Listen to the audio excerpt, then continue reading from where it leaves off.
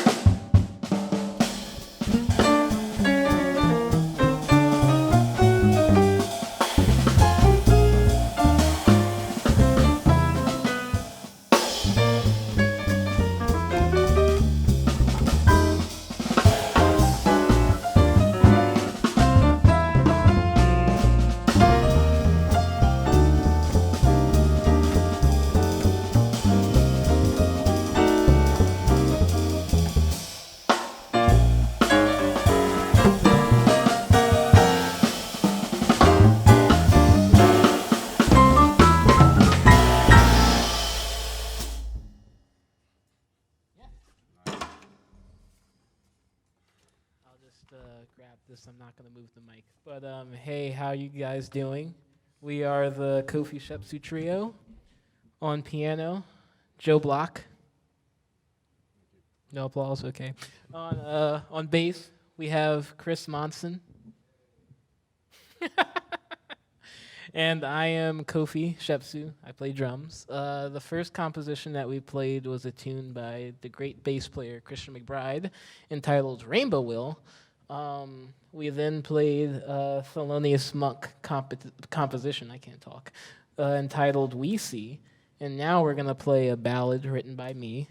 Whoever knew drummers wrote music. But we'll play, it's entitled Invisible Heavens. And then after that, we're going to end with a Robert Glasper. Is it his first album? I'm not sure. I don't know if it's off his first album, but it's called Rise and Shine.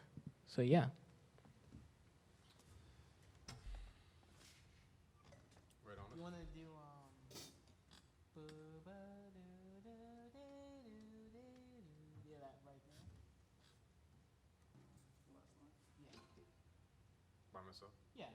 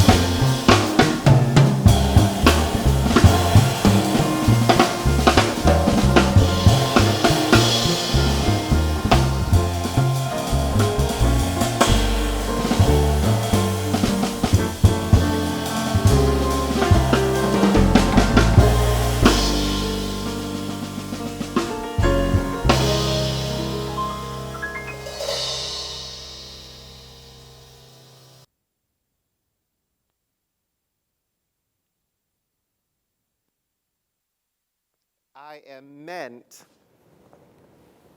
to ask you a few questions. Yeah. But I got questions for all of y'all. So I'll give your fingers a break. But if you all want to join me over here, we need to learn more about these guys tonight. Come on, guys.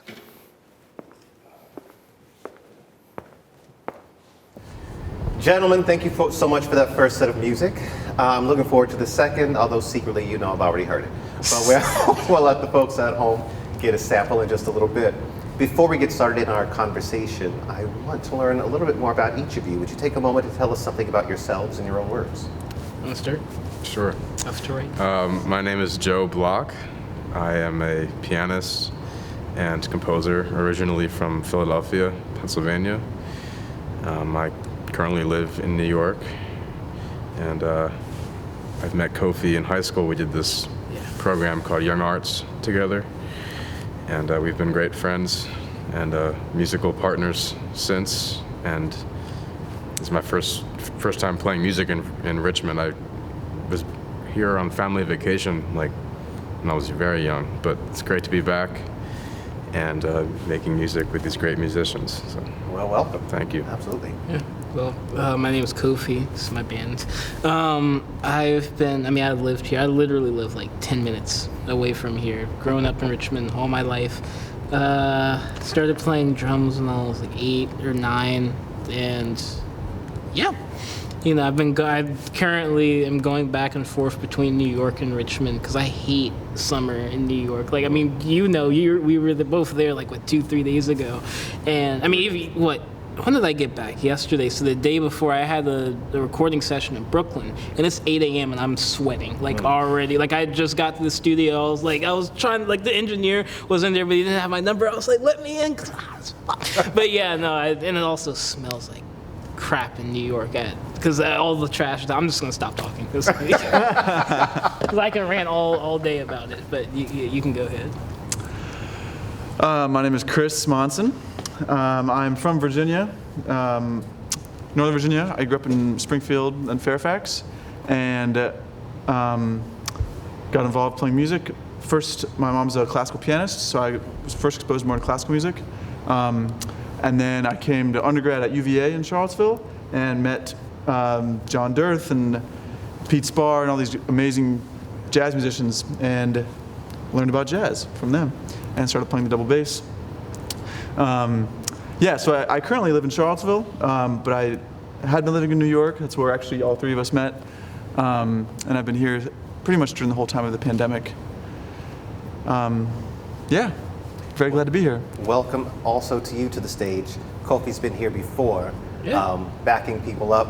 We've learned a little bit, Chris, from you about your introduction to music, your mother being a pianist, your studies. To the other two, what brought you to the world of music? When I was a kid, I started playing like djembe or whatever. Me and my dad and my brother, we would play a lot around.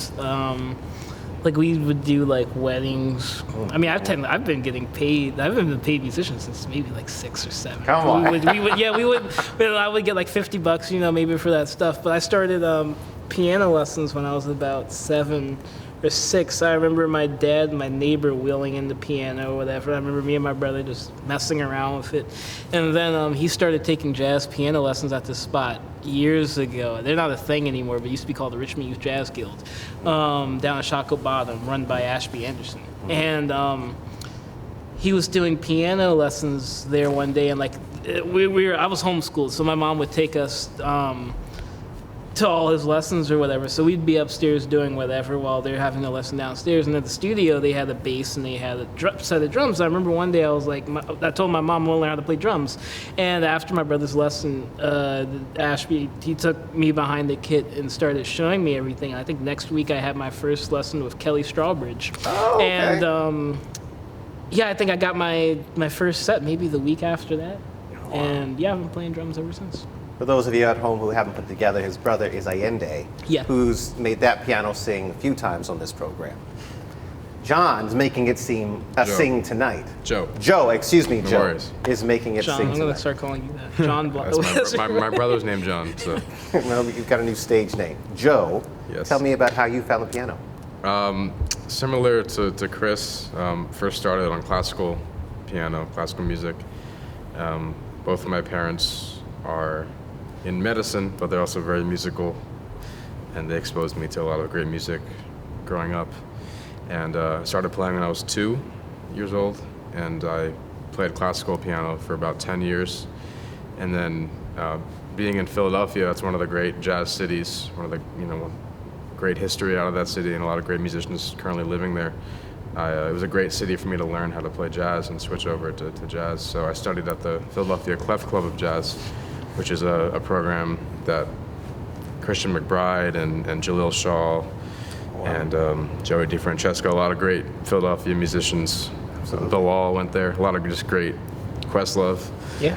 I think. So a lot of just great musicians. So I was kind of honored to be studying there and learning from the faculty and the students there. So then I eventually started getting more into jazz, and I came to New York, and I currently am studying for my master's now at the Juilliard School in New York. So that's kind of my journey. Juilliard Yes. finally found its way on this stage in front of my cameras. I'm going to stick here with you, Joe, for just a moment. Something that strikes me about witnessing you perform tonight is your technique. The way your fingers move, the way your hands lay on the keys. I want to learn about the influences that in your life, in your musical career, that create this technique I'm seeing. And I've got a follow-up once I hear this answer. Yeah, that's a good question. And I'm trying to figure out my technique even more, so it's something I'm really working on. But, definitely playing classical music gave me a good amount of facility that I had to learn how to streamline better. But that just gave me a great foundation for just technical ability. But in terms of technique, a lot of the technique that I've been working on the last couple of years maybe hasn't been as much playing fast, but more just getting the sound that I want out of the instrument, which I think is something that, being a pianist, we're not as attuned to all the time because we're not horn players. We don't have to use our breath, but the actual sound and the tone that we get. So I look for people like Bill Evans and Hank Jones and Brad Mehldau and Herbie Hancock, people that influence me in that way, that really make the piano sing, like you just said, really trying to make it have a round singing quality to it. What's the difference between playing as a classical pianist and as a jazz pianist? I haven't played classical music. I mean, I play for facility purposes, but I don't really perform it a lot. But I feel like classical piano is more about interpretation and furthering the canon of Western classical music and reinterpreting it, but still playing by the rules a little bit more than maybe we are, which is something that when I switched to jazz, I was really interested in the amount of freedom we had. I mean, there's a lot of constraints when we play, but there's a great deal of freedom, that a lot of responsibility that we have to confront and deal with. So that would probably be the main thing, is the amount of freedom we can express with. For sure. Very well done. Very well articulated from those keys that, I mean, the touch is sometimes hard. The touch is sometimes gentler than I can imagine. I couldn't do it myself. My fingers don't work like yours, but so many questions about the way you play, Joe. More questions than answers, but I'm going to ask you later on because I got to move on to Chris. I don't know how the strings haven't flown off your bass the way you pitch them, so you strike them just with intensity that I've seen before, but not quite as intense as tonight. We've got great bass players in this town. You clearly are among them. I want to learn about your walk to the bass. My walk. So I'm just making a little pun because as bass players, our role when we are playing in a swing context, it's called walking bass. Yes. And you play quarter notes, so my walk. But I'm sorry, I had to explain that. I mean, I set you up for it. You did exactly what I was. But yeah, actually, similar to what Joe's talking about, getting a good sound is a very important and subtle, but one of the most important things. There's a lot of different techniques that people use, like right hand technique of how they pluck the strings. I was very fortunate to study with some amazing teachers, and they've really informed the way I do it. But in terms of intensity, I think that's not. It's more than technique. It's more about like how you perceive the music and what you kind of envision your role to be in the music, and how creating. How each individual musician creates on their instrument, and it's something that's hard to describe and talk about, but yeah, and I mean every note that I play, and I don't want to have any questions about it. So You've played a lot of notes tonight, and you're going to play a lot coming up. The communication between each hand, how does that work on the double bass? The pianist on the piano, I can tell you about it, but I'm not an upright player. Yeah, well, I mean, simply, it's just like every other stringed instrument, and where you press your fingers down to shorten the length of the string, and therefore, play higher and higher as you go up the fingerboard. The bass is one of the challenging things about the bass is that since it's so big, you have to move your hand a lot to play any interval larger than a second for the musicians out there.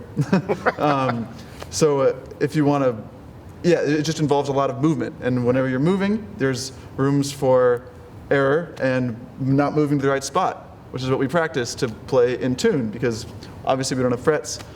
So knowing where notes are, how to move both up and down the string, and then also across the neck between, across the four strings. It's interesting you bring up the fretless nature of the double bass. Other instruments like the cello and the violin and the viola are similar.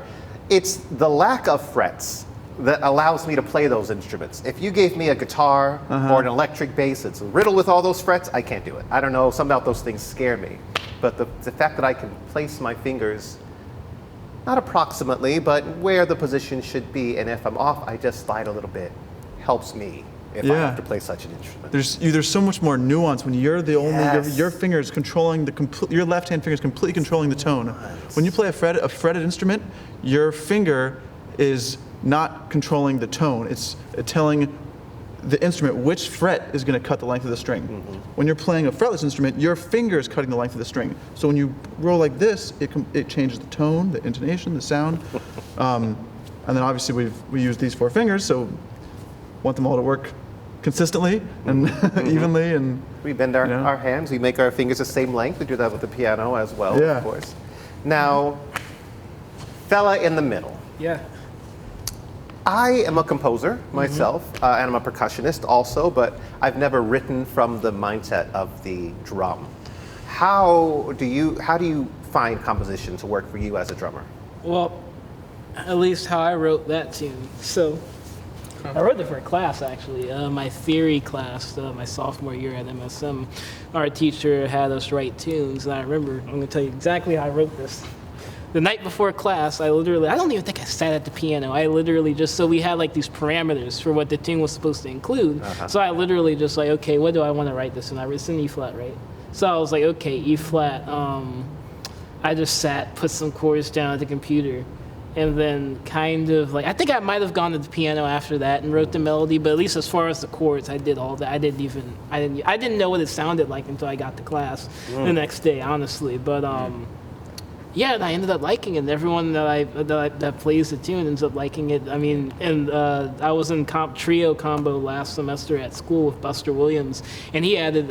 We didn't play the stuff that he added, but he added a bunch of more like kind of chords to it or whatever. But I mean, if I write a tune, I do prefer to start out just with like chords, just like harmony at least, and then the melody kind of after that. But I'm not a writer. That's the only tune that I've written that I can stand. So that you can stand. I can stand. Yeah, I wrote another one. And I was just like, I don't like this one. But this Invisible Hat, there's something about it. Maybe it's just because it's my first tune, but also I like how it sounds. So. Do you plan to write more? We will see. Nothing has inspired me so far to write anything yet. I'm the person, I don't like to just to write. Like, I have to feel something, you know. It's just that tune just turned out to be fine. But other stuff is like, I need some inspiration in order to write something, you know. That's really what I'm thinking about as the drummer. Or maybe you can tell me, maybe picking set lists can help. As a drummer, what sorts of stories do you think you'd like to tell, or are you trying to tell? Or are you, as a drummer, being a storyteller? I mean, we're all kind of telling ourselves.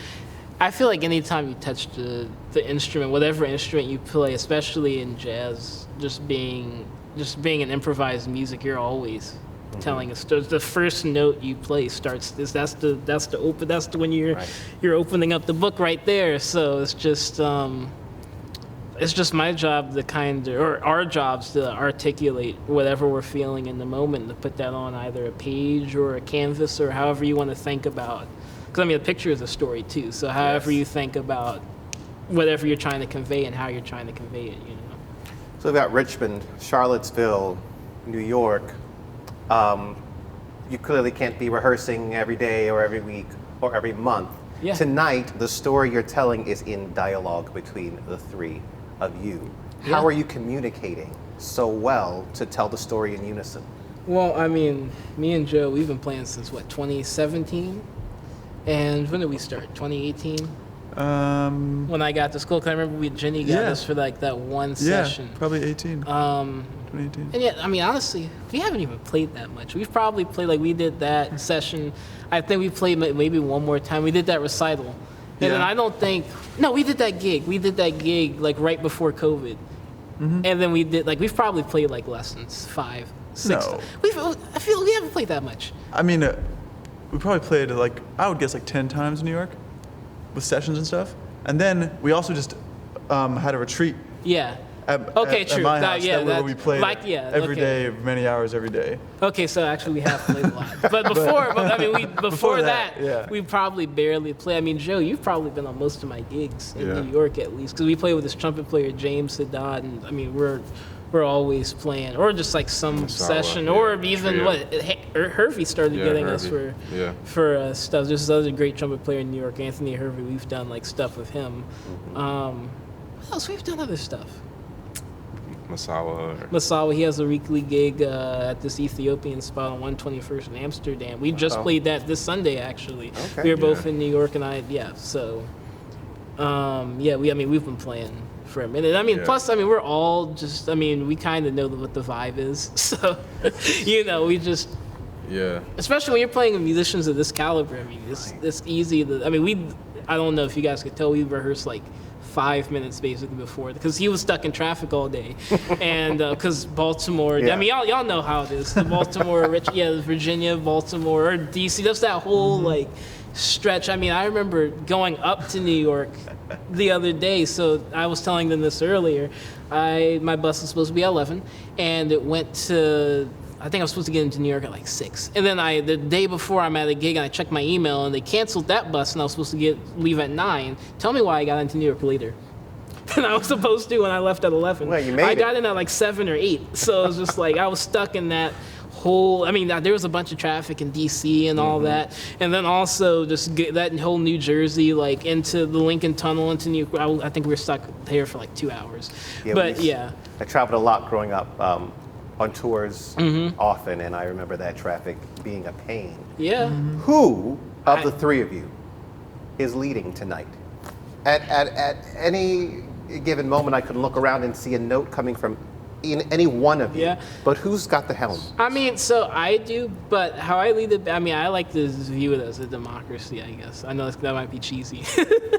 As a democracy. It's very fluid. Yeah, so I mean, because I'm a drummer, so like, and I'm not the best when it comes to like theory or like just notes in general. So like, I just leave that to everybody else, but I generally only really care, especially if my band, I just care about making sure we play the tunes that I want. Other than that, that's it. That's all. We can do anything with it. So. Yeah, I especially in a trio, everybody has a different responsibility and role. So, they have a certain connection that they're fostering, and then me and Chris have a different connection, and then me and Kofi have a different connection, and then the three of us are also connecting. So it requires a lot of listening and sort of sympathy for the others, so that you can let them have their moments here and there. So like, I think we were all leading at different points. Different, yeah. For sure. It being a piano trio, there's a lot of responsibility on me. I'm playing the melodies, I'm playing the intros, I'm ending the songs, but this is also, Kofi's band, so I'm also somewhat, honoring what he wants to do and his vision. And I didn't like anything he played tonight. yeah. I mean, he I picked don't believe a word of that. he picked all the songs we played, so the set list, that plays a big role. Yeah, and even the music and even we when I perform. picked the music, I was like, y'all cool with this? Y'all, I wasn't like, we were just doing these tunes, blah blah. And like, if someone came to the gig today and was like, oh, I'm not comfortable with this, blah blah blah, I'm down. I'm always down to pick. Cause I want everyone to be comfortable, Because I've had times where I've shown up to a gig and I'm like, I don't know about this tune, especially if someone sent it like the night before, like on the way there, because people love to do that. People love sending, especially in New York. Oh my God, there's times where I like have to learn the whole set list on the. Especially, you get so many last minute calls. Like, what? My bad. No, this is fine. 'Cause this music is easy, but like, I had so many calls where like, hey, can you do this tonight? And then they send me like 3 or 4 charts, and I'm just like, like on the train, I'm literally like, I have the record. If they have the record, sometimes they just send the charts. But I'm like, if I have the recording, I'm like, have my AirPod, I'm looking at the chart, like, So I just try to make everyone as comfortable. I'll as tell you guys make me miss being on the other side of this, being with a group of people or being a performer. I'm gonna get back to it myself. You've inspired me. We've got another set of music that we've got to hear from all of you, and I've talked your ears off for about 30 minutes now. So I'll let you get back to your instruments, but guys, I'll tell you, this can't be the possible time you're here. We've got to do this again. Yeah, no, I'm down, definitely. Thank you so much, gentlemen. I'll let you at it. Thank you. Thank you.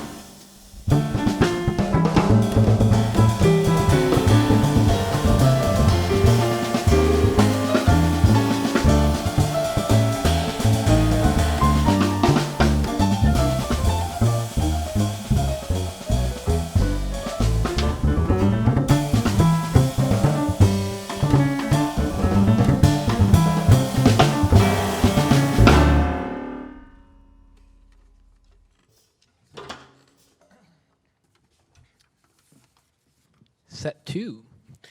Anyway, we started that set with a composition by Nicholas Payton entitled A. Just simply A. Then we just played a tune by our bass player, Chris Monson, inspired by a Seinfeld episode, right? Entitled Del Boca Vista?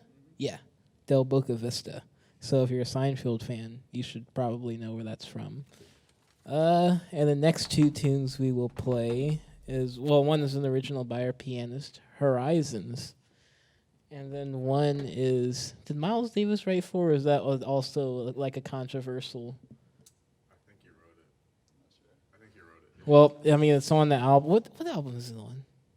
Originally it was on Blue Haze. But it's on Blue Haze, and it's also on 4 and More. That's the version that 4 and More is the version. Man, I listened to the hell out of that shit. Wait, is it on Work? Is it not working? I don't know. Anyway, yeah, we're going to play 4 by Miles Davis. Yeah.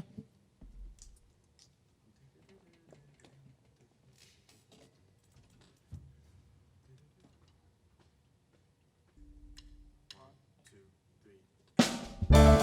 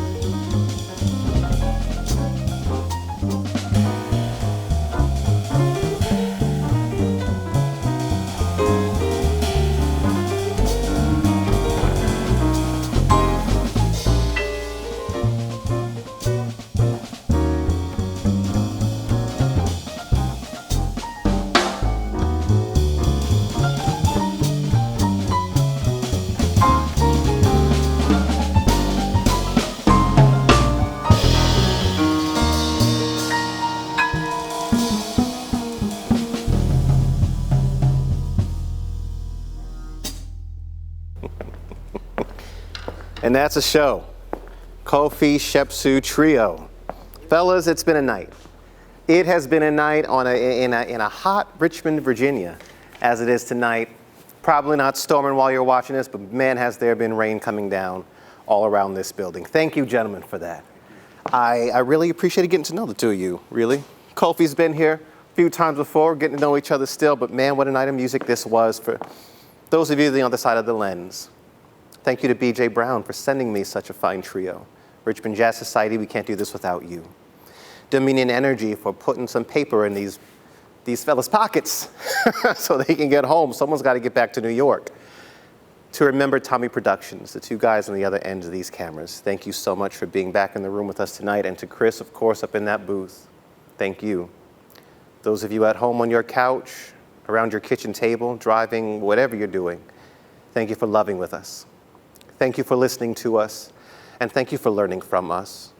From Richmond, Virginia, on the Leslie Cheek Theater stage, at the Virginia Museum of Fine Art, this has been our virtual Dominion Energy Jazz Cafe. I'm Robert Fennard. Good night.